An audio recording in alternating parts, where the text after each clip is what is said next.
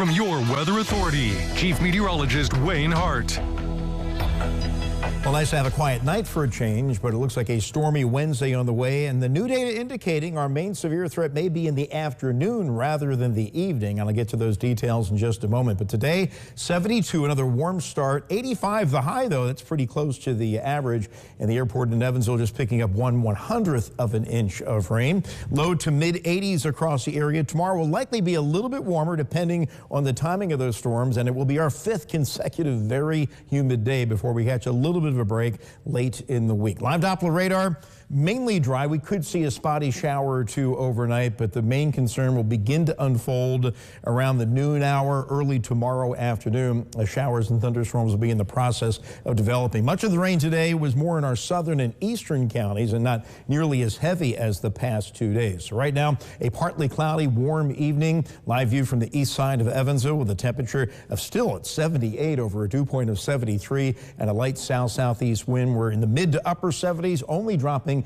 into the low 70s by daybreak tomorrow morning. Watching severe storms well to our west tonight over Kansas into Oklahoma. They got a moderate risk there. Tornado watch has expired. It's now a severe thunderstorm watch, but all these storms that you see here were kind of organized into a line overnight and bow eastward across southern Missouri and then kind of fizzle as they hit the Mississippi River around daybreak tomorrow morning. But even though we don't get the rain from those storms, that cooler air will continue to flow eastward, and that may be the main trigger for the big storms tomorrow afternoon. Now, if that cooler air doesn't make it this far east, then that is not the main trigger, and we wait for the cold front tomorrow night, which is what the models were suggesting earlier today.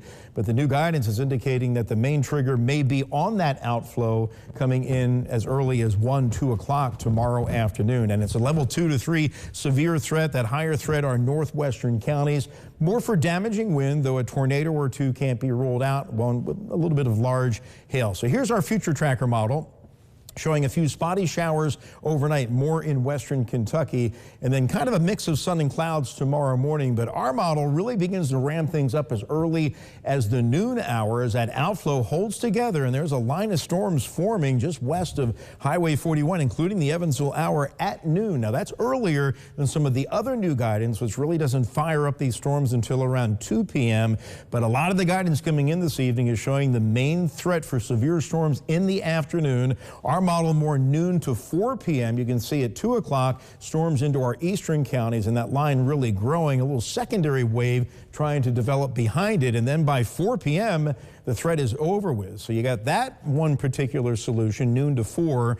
Other guidance saying more 2 to 6. But bottom line, it's looking more like an afternoon event. But we still have the cold front to deal with tomorrow evening. And assuming we do get lots of storms in the afternoon, that should stabilize the atmosphere enough so that what we see tomorrow night won't be as strong. And the good news is if we do get these storms in here earlier, there will not be as much support for severe weather, and even the tornado threat will be a little lower if we get the storms earlier in the day, and that's still a little iffy. Now, tomorrow night, we still have to keep an eye on the cold front. 8 p.m., we're dry. Our model develops that secondary line more in our far southern counties right around midnight, and then pretty much pulls it out by daybreak on Thursday, which may still feature a few showers in the morning in our eastern counties, but we'll see a gradual clearing trend. Humidity will drop off some. It'll still be humid, but just not as humid for Thursday and Friday, and then that heat and humidity begin to build over the weekend. So overnight, can't rule out a spotty shower, otherwise partly cloudy and warm,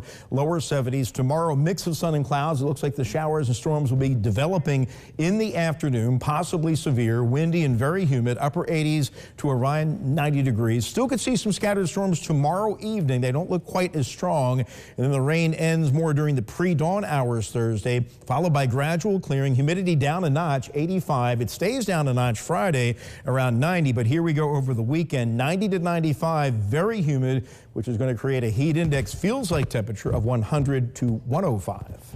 Too hot. All right. Thank you, Wayne.